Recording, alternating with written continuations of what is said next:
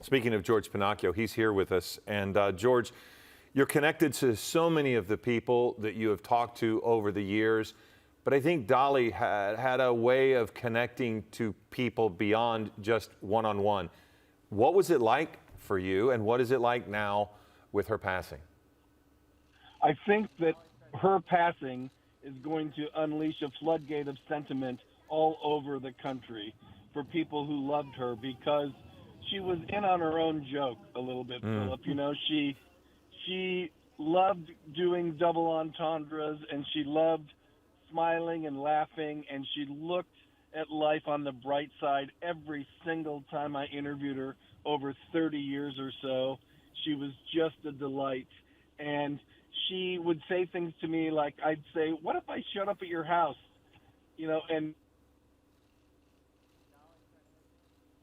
George, we lost the last bit of that story. I know, the part that we really want to hear. There you are. So the last thing we heard was, what if you showed up at her house?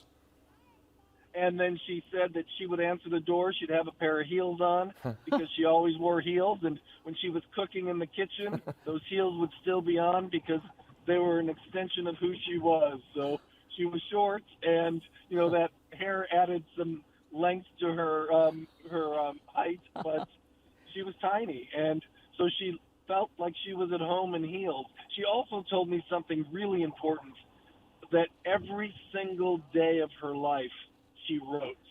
She wrote songs every single day. Wow. So I am guessing that somewhere in a file in her home are thousands of songs that were never published, but it was part of her process. So she loved writing, and it was one of those things where if she wasn't going to do it, you know, you rushed. So she was never going to rush. She was always going to write. George, you know, we're looking at some video right now of, you did say you had a long interview with her. She was in her late 70s. I think why so many of us are so surprised to hear of her passing is that she really just had such a spunkiness to her. And you sat down with her in her late 70s. Many people are enjoying a wonderful retirement, sunsetting their careers. She certainly did not. She really was still active and very much out there for all of us to still enjoy.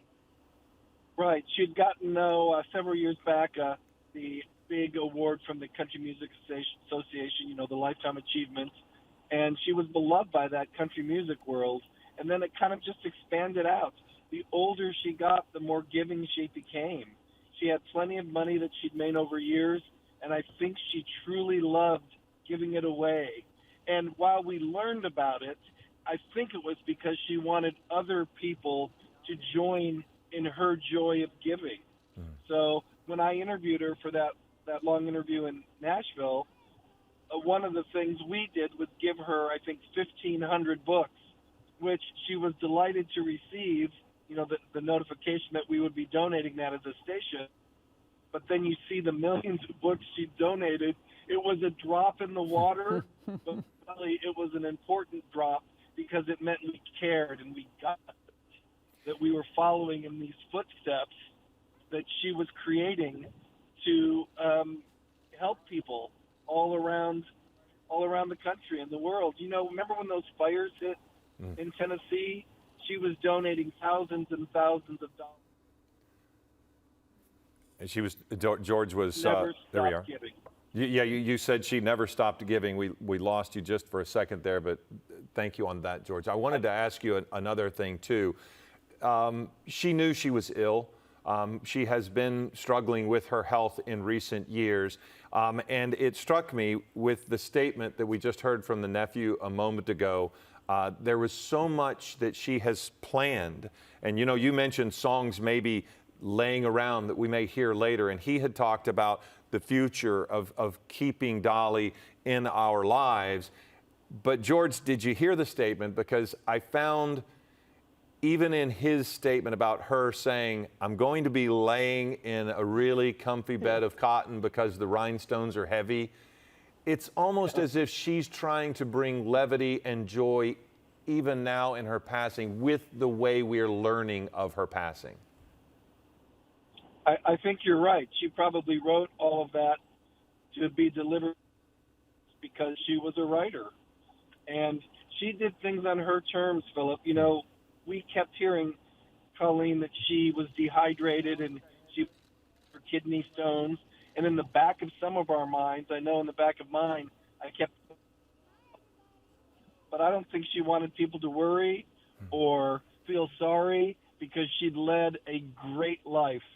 She came from, very, very humble beginnings and shared her wealth for a long time. So she spread joy and love and great music for decades, and I think that's what she wanted us to remember her for, not the fact that she had gotten sick. And even with appearances via videotape, when dressed to the nines with hair and makeup and clothes. So she knew that that's what her audience kind of expected of her, and she liked to deliver. Yeah, she certainly did. I know a lot of people missed her on the opening of Dollywood in mid-August. But again, we're going to stay with our coverage of the passing of Dolly Parton at the age of 80.